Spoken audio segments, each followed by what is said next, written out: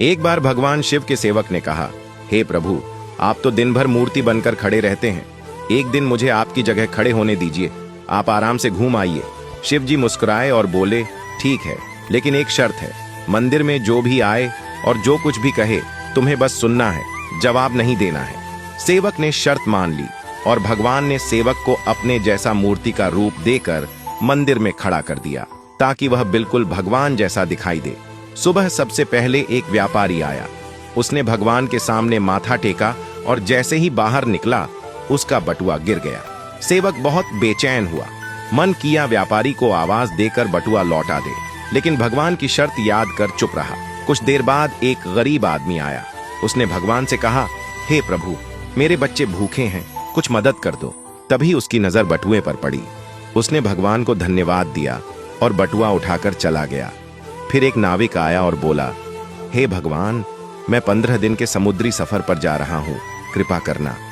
वह जैसे ही बाहर निकला, पुलिस आई और उसे बटुआ चोरी करने के इल्जाम में पकड़ लिया।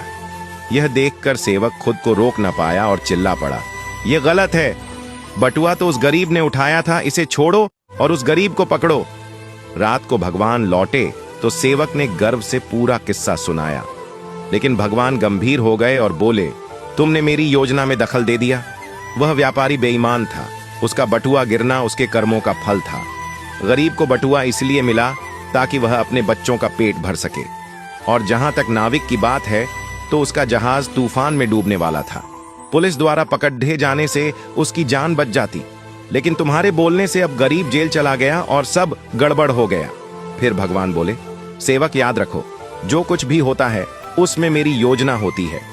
तुम्हारी नजर सिर्फ उस पल की सच्चाई देखती है, लेकिन मैं संपूर्ण समय और कर्मों को देखता हूँ।